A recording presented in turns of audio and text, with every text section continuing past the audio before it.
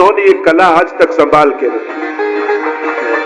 उन भीतरियाजियों को मैं अभिवादन करता हूं कि जिन्होंने पाक कला आज तक जीवंत बनाकर रखी। उन मुखियाजियों का भी अभिवादन करता हूं जिन्होंने श्रृंगार कला ये आदि कलाएं संजो के रखी है। और उन आचार्यों को भी वंदन करता हूं कि जिन्होंने ये परंपराएं संभाल के रखी। ये सब बड़ी धरोहर है, इनको छोटा मत समझो। इन सब से अपना भारत समृद्ध, भारत की समृद्धि पैसे से कभी आकी नहीं गई। भारत की समृद्धि उनकी कला और संस्कृति से आकी जाती है। दुनिया भर में देख लो, इतनी कला और ऐसी संस्कृति भारत जैसे हर एक राज्यों में उनकी विभिन्नता। और ये नाथद्वारा ऐसा एक केंद्र है कि उसके सेवा क्रम में उत्तर से लेकर दक्षिण और पूर्व से लेकर पश्चिम सभी संस्कृतियों को यहाँ संजो के एक केंद्र में रखा है। हमारे आप देखो भोग सामग्रियों में देखो, कुनवारा आदि दक्षिण भारत का विधान, वहां कुछ सामग्री जो बनती है वो सब दही भात आदि का जो क्रम आया कहीं दक्षिण से आया। मेवा भात, मीठा भात जो आज भी आप दक्षिण भारत में देखते हो, वैसे बंगाल से कई वस्तुएं आई, सौराष्ट्र और गुजरात से तो है ही, उत्तर भारत से भी सब विधान आया। तो एक आध्यात्मिक केंद्र पुष्टि मार्ग का ऐसा है जिसने पूरी भारतीय संस्कृति को एक जगह संजो के जीवंत रखा। कितनी बड़ी बात। ये अनेकता में एकता कहीं देखनी है तो पुष्टि मार्ग की हवेलियों में दिखाई देती है।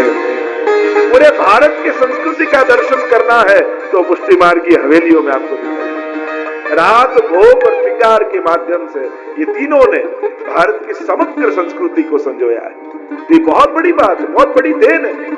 आजकल हम कोशिश करते हैं म्यूजियम बने, ये करें, कलाओं को बचाई जाए, इनकी सुरक्षा हो, पर 500 वर्षों से इन सभी कलाओं को सुरक्षित रखा हो तो पुष्टि मार्ग की हवेलियों ने रखा है। ये नाथद्वारा के केंद्र ने रखा है, इन सबों को जीवंत रखा। जो 500 वर्ष पहले बनता था आज भी वैसी ही चीजें बनती।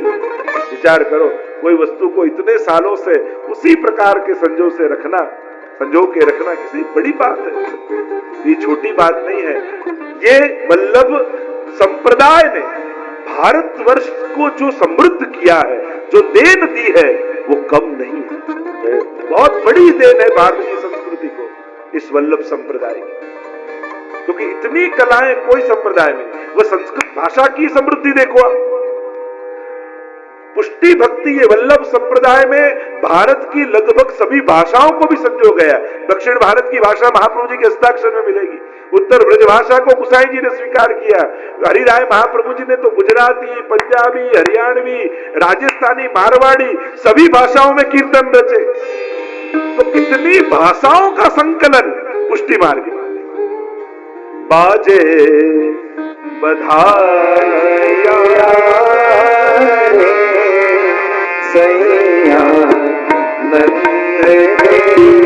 ये कहा जाता है हरियाणवी भाषा में, पंजाबी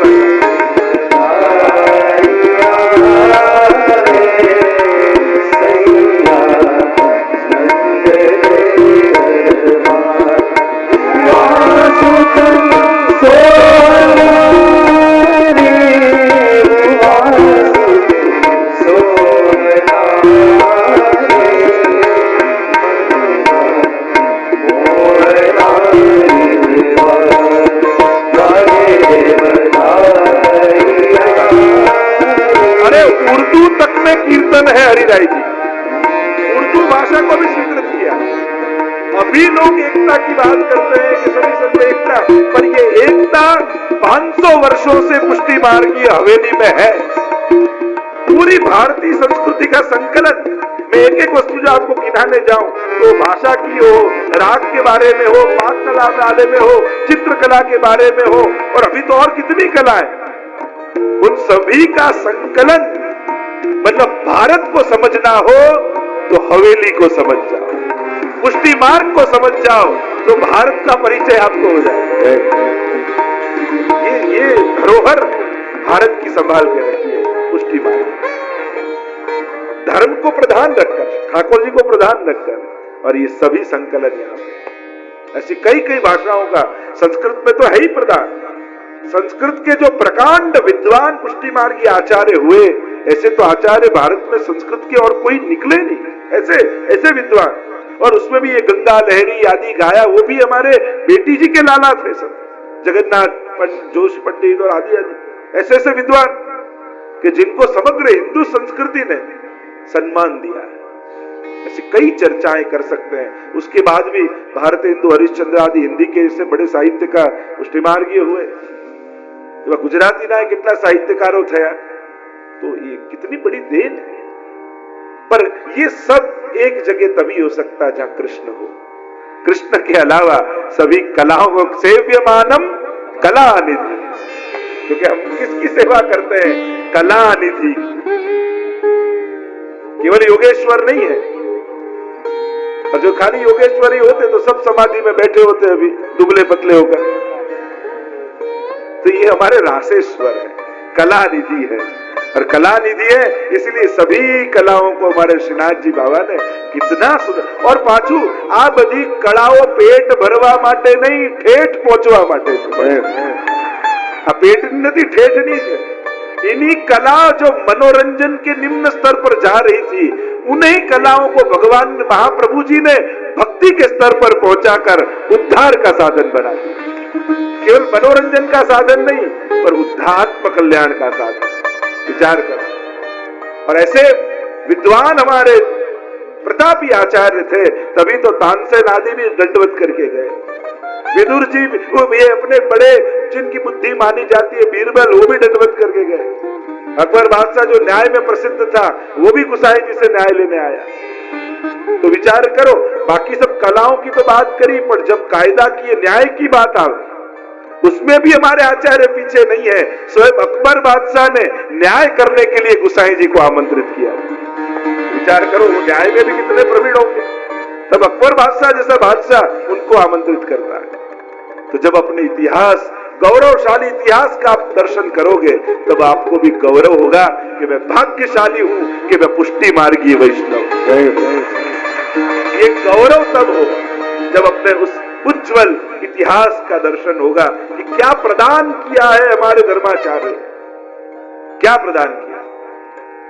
तो ये सब विचारणीय बाबत है, चिंतनीय बाबत है। तो यहाँ जो पिछवाई आदि की कला है वो भी श्रेष्ठतम है। थोड़ा अब इतिहास का दर्शन कर लें श्रीनाथ जी का। कल हम जो प्रसंग देख रहे थे, श्री गुसाई जी पधारे, गोविंद स्वामी को लेकर सुंदर शिला हटाकर और वहां गिरिराज जी में प्रवेश सदेह गुसाई जी ने कर लिया। और जहां ये समाचार चित स्वामी और चतुर्भुज दास को मिला कि गुसाई जी लीला में पधारे, और ये सुनते ही उसी क्षण दोनों ने प्राणों का त्याग कर दिया कि जो गुसाई जी भूतल पर नहीं है तो हम रहकर क्या करें। और अब गिरधर जी के माथे सेवा का क्रम आया। आपके पुत्र हुए मुरलीधर जी, दशहरा का दिन आया तो आपको हुआ कि दशहरा में रामचंद्र जी ने कैसे हथियार धारण किए थे, ऐसे जो श्रीनाथ जी बाबा को कटार धरावे तो। और उस दिन श्रीनाथ जी को कटार धराई, ढाल तलवार। आज भी हमारे यहाँ दशहरा आता है तो श्री जी भी ढाल तलवार धरते हैं। हमारे यहाँ सब उत्सव मनाए जाते हैं जितने हिंदू संस्कृति के हैं, पर प्रभु को आगे रख के। यहाँ शिवरात्रि भी वाघांबर आदि ठाकुर जी की पिछवाई आदि होता है, या नवरात्रि होती है तो विलास के रूप में मनाई जाती है, गणेश चतुर्थी आती है तो दंडा चौथ के रूप में मनाई जाती है। आप जो देखने जाओ, लेकिन भारतीय संस्कृति का केंद्र हवेली है, तो जितने भारतीय संस्कृति के चारों जयंतियों को मनाया जाता है, जितने उत्सव आते हैं, उन सभी उत्सवों का संकलन गुसाई जी ने किया है सेवा। रथ यात्रा आती है जगन्नाथ जी की, तो हमारे श्री जी भी रथ में लेके बैठाते हैं, रथ बैठे गिरधारी। होली आती है ब्रज की तो होली मनाई जाती है। हर एक उत्सव जितने भी हिंदू संस्कृति के हैं, सभी हमारे यहाँ मनाए जाते हैं। भारत की एकता कहीं देखनी हो तो हवेली में दिखाई देती है, श्रीनाथ जी में दिखाई देती है। अनेक अनेक प्रसंग आए। युवावस्था में ही मुरलीधर जी नित्य लीला में प्रवेश कर गए। 2 पुत्र हुए उनके, दामोदर जी और गोपीनाथ जी। श्रृंगार मथुराधीश का जब गिरधर जी करते, और कहा जाता है कि गिरधर जी मथुराधीश की सेवा कर रहे थे, और जब गुसाई जी पधार गए हैं तो गिरधर जी को भी बड़ा ताप है, केशलाल जी, और मथुराधीश के मुखारविंद में सदे गिरधर जी प्रवेश कर गए और आप भी नित्य लीला में पधारे। आगे के इतिहास में बताया गया, दामोदर जी तिलकायत हुए, तिलक हुआ उनको, और गोपीनाथ जी को मथुराधीश की सेवा पधराई। उनके पुत्र हुए विठल राय जी। उनको टिपारा के श्रृंगार में बड़ी आसक्ति थी। जब भी पोते खुद श्रृंगार करने आए तब श्रीनाथ जी को टिपारा का ही श्रृंगार करा, जब देखो तब देखो। उनको टिपारा के श्रृंगार में बड़ी आसक्ति, भांति भांति के फूल के बनावे, अलग अलग वस्त्र के बनावे, जड़तर के बनावे, स्वर्ण के बनावे, पर धरा में तो टिपारा। तो थोड़ा क्लेश हुआ कि भी हमेशा टिपारा, तो दूसरे वस्त्रों का क्या होगा, दूसरे श्रृंगार का क्रम क्या होगा। तो तय हुआ कि जितने बड़े उत्सव आएंगे 360 दिन में 60 दिन आप श्रृंगार करना। गोकुलनाथ जी के स्वप्न में एक बार आया कि श्रीनाथ जी बाबा प्रेम भरी दृष्टि से विठल राय जी को देख रहे हैं। तब समझ में आई बात कि श्री जी बड़े प्रसन्न हैं इस श्रृंगार से, इसलिए श्री जी को भी टिपारा के श्रृंगार आते हैं। विठल राय जी के 4 पुत्र हुए, लाल गिरधर जी, गोविंद जी, बालकृष्ण जी और काका वल्लभ जी। जब गोविंद जी का प्रागट्य हुआ, गोकुलनाथ जी नित्य लीला में प्रवेश किए। विठलेश राय जी के बाद लाल गिरधर जी वो तिलकायत हुए और ब्रज में बहुत बड़ा उपद्रव आदि हुआ। औरंगजेब सभी मंदिरों को तोड़ने लगा, नष्ट करने लगा। जहां भी मूर्ति दिखाई दे, जहां भी स्वरूप दिखाई दे, जहां भी मंदिर दिखाई दे, उनको नष्ट प्राय करने लगे। बादशाह ने फरमान बताया कि ये मंदिर भी हटा दो, कहीं अलग व्यवस्था करो, नहीं तो हम तोड़ देंगे। तब लाल गिरधर जी को चिंता हुई। ये लाल गिरधर जी ने अनेक कीर्तन रचे, कीर्तन साहित्य में इनका बड़ा देन है। जैसे कीर्तन गाते ठाकुर जी को भी जाने का जब आज्ञा हुई कि अलग जगह जाए, तब लाल गिरधर जी ने ये पद, अनत न जइए रहिए मेरे ही महल, इसे छापा के लाल गिरधर, रहिए मेरे महल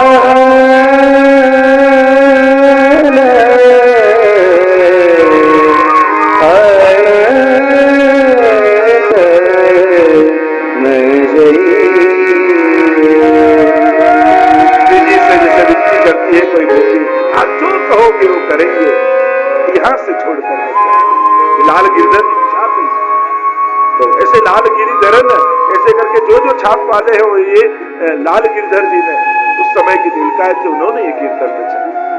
और जब उपद्रव बढ़ा है, उनके पुत्र हैं लीला कर गए। छोटे पुत्र दाऊ जी छोटे 15 वर्ष के थे और गोविंद जी के छोटे भाई, उन्होंने उनकी देखरेख की, बड़े किए। श्री जी से विनती करी है लाल गिरधर जी ने कि अब आपको कहां लेके जाए, ऐसा फरमान हुआ है। और उस समय अकबर बादशाह ने जो पत्र लिखित किए थे कि कभी भी ये मंदिर को न हटा जाए, वल्लभ कुल के अधिकार इस प्रकार रहेंगे, और श्री जी की गौशाला आदि के जो फरमान अकबर बादशाह के थे सब थे इनके पास। पर जब बादशाह को भेजे तो उसने वो मानने से इनकार कर दिया। बड़ा कट्टर बादशाह था। और संजोग बिगड़े हैं। प्रभु ने स्वप्न में आकर कहा गिरधर जी से कि मेरी इच्छा से ही हो रहा है, मैं कुछ अलग लीला करना चाहता हूं, इसलिए सब हो रहा है। अब ताप मत करो, मुझे पधरा कर अन्य स्थान पर ले जाओ। श्री जी के पधारने का समय आया। शरद पूर्णिमा की रात्रि थी। श्री जी को एक गाड़े में पधराया, रथ पर पधराया। श्री जी ने आज्ञा की जहां मेरा रथ रुके वहां गंगाबाई मेरे साथ चलेंगे। और मैंने रथ क्यों रोका है आप गंगाबाई से पूछना, मेरे मन की बात गंगाबाई आप लोगों को बताएंगे। और एक बूढ़ा बाबू आगे मशाल लेकर चलेगा, और वो बूढ़ा बाबू और कोई नहीं, स्वयं महादेव जी होंगे। तो यहाँ महादेव जी का स्वरूप बन रहा है। मुझे वही लगे वो बूढ़ा बाबू यहाँ ठाकुर जी को पधरा कर और वहां विराज गए।